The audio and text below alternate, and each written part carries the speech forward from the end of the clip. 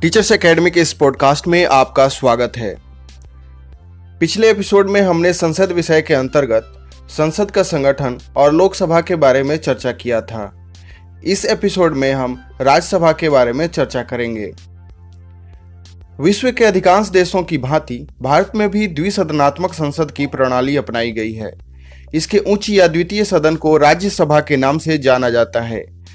राज्यसभा भारतीय संघ की इकाइयों तथा केंद्र शासित प्रदेशों का प्रतिनिधित्व करती है।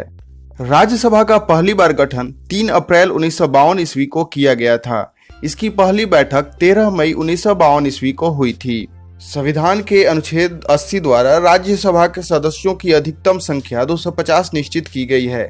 इन सदस्यों में से 238 सदस्यों का निर्वाचन राज्यों तथा संघ शासित क्षेत्रों की विधानसभाओं के निर्वाचित सदस्यों के द्वारा किया जाता है और शेष 12 सदस्यों को राष्ट्रपति द्वारा मनोनीत किया जाता है।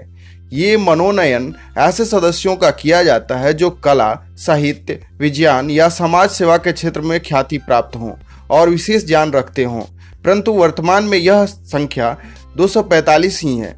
इसमें से 12 सदस्य राष्ट्रपति द्वारा मनोनीत हैं। शेष राज्यों तथा संघ शासित प्रदेशों का प्रतिनिधित्व करते हैं। भारतीय संघ के विभिन्न राज्यों को राज्यसभा के लिए निम्न प्रकार से प्रतिनिधित्व की व्यवस्था संविधान द्वारा की गई है। यह लिस्ट जून 4, 2021 के अनुसार है।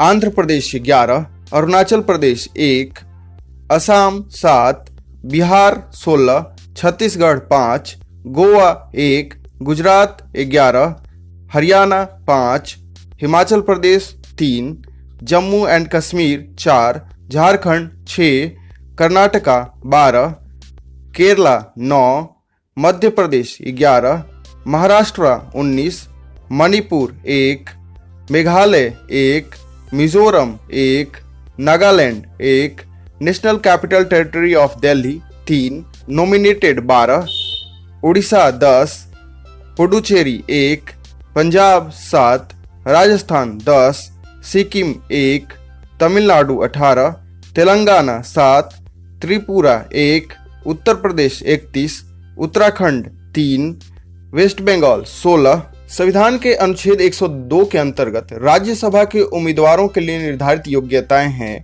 वह भारत का नागरिक हो, वह 30 वर्ष की आयु पूरी कर चुका हो, भारत सरकार या किसी राज्य सरकार के अधीन किसी लाभ के पद पर न हो, संसद के अधिनियम द्वारा निर्धारित सभी योग्यताएं पूर्ण करता हो, पागल या दिवालिया न हो, किसी न्यायालय द्वारा किसी फौजदारी मामले में 2 या 2 से अधिक वर्ष के कारावास का दंड प्राप्त न हो। राज्यसभा के सदस्यों का निर्वाचन अप्रत्यक्ष प्रणाली से राज्यों की विधानसभाओं के निर्वाचित सदस्य एकल संक्रमणीय आनुपातिक प्रतिनिधित्व प्रणाली द्वारा करते हैं। संविधान के अनुच्छेद 83(1) के अनुसार राज्यसभा एक अस्थायी सदन है। यह सदन कभी विघटित नहीं होता। राज्यसभा के 1/3 सदस्य प्रति 2 वर्ष बाद सेवानिवृत्त हो जाते हैं। राज्यसभा की कार्यवाही के संचालन हेतु इसके 2 पदाधिकारी होते हैं। इसमें एक सभापति और एक उपसभापति होता है। भारत का उपराष्ट्रपति राज्यसभा का पदेन सभापति होता है, जिसका कार्यकाल 5 वर्ष होता है। उपसभापति का निर्वाचन राज्यसभा के सदस्य अपने सदस्यों में से ही करते हैं, जो 6 वर्ष के लिए निर्वाचित किया जाता है। सभापति की अनुपस्थिति में उपसभापति सभापति के स्थान पर कार्य करता है। राज्यसभा का सभापति लोकसभा अध्यक्ष की भांति सदन की कार्यवाहियों का संचालन करता है। वह सदस्यों को अनुशासन में रखते हुए उन्हें वाद विवाद का अवसर देता है, प्रस्तावों और विधेयकों पर मतदान कराता है तथा आवश्यकता पड़ने पर निर्णायक मत देता है। अतः सभापति की अनुपस्थिति में उपसभापति की अनुपस्थिति में राष्ट्रपति द्वारा नियुक्त राज्यसभा का सदस्य सभा में सभापतित्व करता है। राज्यसभा के सभापति एवं उपसभापति के विरुद्ध अविश्वास या अयोग्यता का प्रस्ताव पारित करके उसको पद से हटाया जा सकता है। सभापति को हटाने के लिए यदि राज्यसभा उपस्थित सदस्यों के बहुमत से प्रस्ताव पास कर दे और लोकसभा भी इस प्रस्ताव को अपनी स्वीकृति दे दे तो सभापति को उसके पद से हटाया जा सकता है। उपसभापति को हटाने के प्रस्ताव पर लोकसभा की सहमति नहीं ली जा सकती है। केवल राज्यसभा के उपस्थित सदस्यों के बहुमत से यदि उसके विरुद्ध अविश्वास का प्रस्ताव पारित कर दिया जाता है तो उपसभापति को अपना पद छोड़ना पड़ता है। राज्यसभा की कार्यवाही चलाने के लिए कुल सदस्य संख्या का 10वां भाग उपस्थित होना आवश्यक है। राज्यसभा के सभापति यानी उपराष्ट्रपति को 1,25,000 रुपये मासिक वेतन तथा प्रति माह अन्य भत्ता प्राप्त होता है। यह वेतन भारत की सचिव निधि से दिया जाता है। अब हम चर्चा करेंगे राज्यसभा की शक्तियों एवं कार्य के बारे में। राज्यसभा की रचना लोकसभा की सहयोगी एवं सहायक सदन के रूप में किया गया है। राज्यसभा की शक्ति एवं कार्य पर चर्चा हम निम्न शीर्षकों के अंतर्गत कर सकते हैं। पहला, विधायी शक्तियां। राज्यसभा को लोकसभा के समान ही विधि निर्माण संबंधी शक्तियां प्राप्त हैं। गैर वित्त विधेयक के संबंध में दोनों सदनों की शक्तियां समान हैं। गैर वित्त विधेयक लोकसभा अथवा राज्यसभा किसी भी सदन में पहले प्रस्तावित किए जा सकते हैं। इसे दोनों सदनों में पारित होने के पश्चात ही राष्ट्रपति के पास हस्ताक्षर के लिए भेजा जाता है। अनुच्छेद 108 के अनुसार यदि किसी साधारण विधेयक के संबंध में लोकसभा में मतभेद उत्पन्न हो जाता है तो उस विधेयक पर दोनों सदनों के संयुक्त बैठक में विचार किया जाता है और विधेयक के भाग्य का निर्णय बहुमत के आधार पर किया जाता है। लोकसभा की सदस्य संख्या अधिक होने के कारण सामान्यतः उसकी इच्छा के अनुसार ही निर्णय हो जाता है।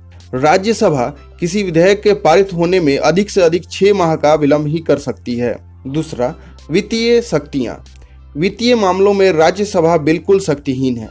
संविधान के अनुसार वित्त विधेयक पहले लोकसभा में ही प्रस्तावित किया जाता है। लोकसभा द्वारा पारित होने पर वित्त विधेयक राज्यसभा में भेजा जाता है। राज्यसभा में अधिक से अधिक 14 दिन तक इस विधेयक पर विचार किया जा सकता है। राज्यसभा वित्त विधेयक के संबंध में अपने सुझावों सहित लोकसभा में वापस भेज सकती है, लेकिन लोकसभा राज्यसभा की सिफारिशों को मानने के लिए बाध्य नहीं है। इस प्रकार वित्तीय क्षेत्र में राज्यसभा को केवल सूचना पाने तथा लोकसभा द्वारा पारित बजट पर अपनी टिक्का टिप्पणी करने का ही अधिकार है। तीसरा, कार्यपालिका संबंधी शक्तियां। कार्यपालिका संबंधी कार्यों के क्षेत्र में भी राज्यसभा को लोकसभा की तुलना में कम शक्तियां प्राप्त है। संसदीय शासन प्रणाली में मंत्रिपरिषद यानी कार्यपालिका संसद के लोकप्रिय सदन के प्रति उत्तरदायी होती है। अतः भारत में भी मंत्रिमंडल लोकसभा के प्रति सामूहिक रूप से उत्तरदायी है, राज्यसभा के प्रति नहीं। परंतु कार्यपालिका पर नियंत्रण रखने के लिए राज्यसभा मंत्रियों से प्रश्न पूछ सकती है, पूरक प्रश्न पूछ सकती है और उनकी आलोचना भी कर सकती है। इसके अतिरिक्त काम रोको प्रस्ताव, ध्यानाकर्षण प्रस्ताव, मर्यादा भंग प्रस्ताव आदि के माध्यम से मंत्रियों पर अंकुश लगाए रख सकती है, परंतु उन्हें अविश्वास प्रस्ताव द्वारा हटाने का अधिकार राज्यसभा को प्रदान नहीं किया गया है। चौथा, संविधान में संशोधन संबंधी शक्तियां। संविधान संशोधन के संबंध में राज्यसभा को लोकसभा के समान ही महत्वपूर्ण शक्ति प्राप्त है। विधान संशोधन का प्रस्ताव किसी भी सदन में प्रस्तुत किया जा सकता है, लेकिन संशोधन प्रस्ताव तभी स्वीकृत समझा जाएगा जबकि उसे दोनों सदन उपस्थित और मत देने वाले सदस्यों के 2/3 बहुमत से पारित कर दें। संशोधन प्रस्ताव पर संसद के दोनों सदनों में असहमति होने पर संविधान में संशोधन का प्रस्ताव गिर जाएगा। पांचवा, अन्य शक्तियां। लोकसभा के समान राज्यसभा भी कई अन्य कार्यों को संपादित करती है। लोकसभा के सदस्यों के साथ साथ राज्यसभा के निर्वाचित सदस्य राष्ट्रपति के निर्वाचन में भाग लेते हैं। उपराष्ट्रपति का निर्वाचन दोनों सदनों के सदस्य मिलकर करते हैं। राष्ट्रपति को उसके पद से हटाने के लिए महाभियोग लगाने का अधिकार दोनों ही सदनों को समान रूप से प्राप्त है। यदि एक सदन अभियोग लगाता है तो दूसरा उसकी जांच करता है। सर्वोच्च न्यायालय और उच्च न्यायालयों के न्यायाधीश, नियंत्रक और महालेखा परीक्षक तथा मुख्य चुनाव आयुक्त को पदच्युत करने के लिए दोनों सदनों की स्वीकृति आवश्यक है। राज्यसभा 2/3 बहुमत से नवीन अखिल भारतीय सेवाओं की स्थापना के लिए प्रस्ताव पास करती है। सारे विषयों पर चर्चा करने के उपरांत निष्कर्ष यह निकलता है कि राज्यसभा की लोकसभा की तुलना में कम शक्तियां प्राप्त है, क्योंकि संसदीय शासन व्यवस्था में अंतिम निर्णय की शक्ति लोकप्रिय सदन को ही प्राप्त हो सकती है, अप्रत्यक्ष रूप से निर्वाचित द्वितीय सदन को नहीं।